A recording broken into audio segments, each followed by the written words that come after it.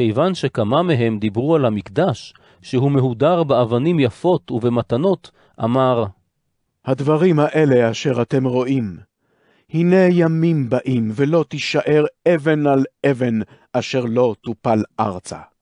שאלוהו, רבי, אם כן מתי יהיה הדבר הזה? ומהו האות לפני שזה יקרה? השיב ואמר, היזהרו שלא יטעו אתכם, כי רבים יבואו בשמי ויאמרו, אני הוא, והעת קרובה. אל תלכו אחריהם, ובשומעכם מלחמות ומהומות אל תיבהלו, כי אלה צריכים להיות בראשונה, אך לא מיד יבוא הקץ.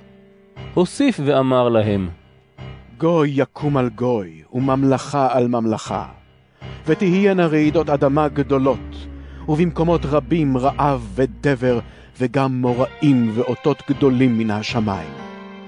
אך לפני כל אלה, ישלחו בכם את ידיהם, וירדפו וימסרו אתכם לבתי כנסת ולבתי כלא, ותובאו לפני מלכים ומושלים למען שמי. זה יביאכם למתן עדות. ועתה שימו לבכם שלא להכין מראש דברים להגנתכם, כי אני אתן לכם פה וחוכמה, אשר כל מתנגדיכם לא יוכלו לעמוד נגדה או לסותרה.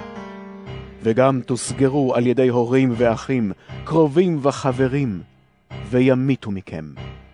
ותהיו שנואים על הכל בגלל שמי, אך שערה משיער ראשכם לא תאבד. עמדו בתוכלתכם, ותקנו את נפשותיכם. וכאשר תראו את ירושלים מוקפת מחנות, דעו כי קרב חורבנה. אזי הנמצאים ביהודה, שינוסו אל ההרים. הנמצאים בעיר, שיצאו ממנה. ואלה אשר בשדות, אל ייכנסו אליה.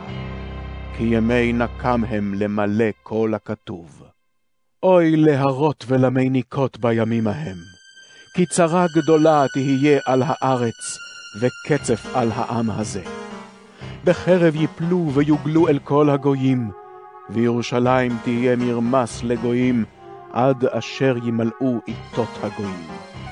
ויהיו אותות בשמש ובירח ובכוכבים, ועל הארץ מצוקה לגויים, ומבוכה מגעש הים וגליו. בני אדם יתעלפו מאימה ומציפייה לבאות על העולם, כי כוחות השמיים יזדעזעו. אז יראו את בן האדם בא בענן, בגבורה ובכבוד רב. כאשר יתחילו לקרות הדברים האלה, התעודדו, והרימו ראשיכם, כי קרבה גאולתכם. הוא סיפר להם משל. ראו את התאנה ואת כל העצים. כשאתם רואים אותם מלבלבים, יודעים אתם בעצמכם כי קרוב הקיץ. כן, גם כשתראו את הדברים האלה מתקיימים, דעו כי קרובה מלכות האלוהים. אמן אומר אני לכם, לא יעבור הדור הזה עד אשר יהיו כל אלה.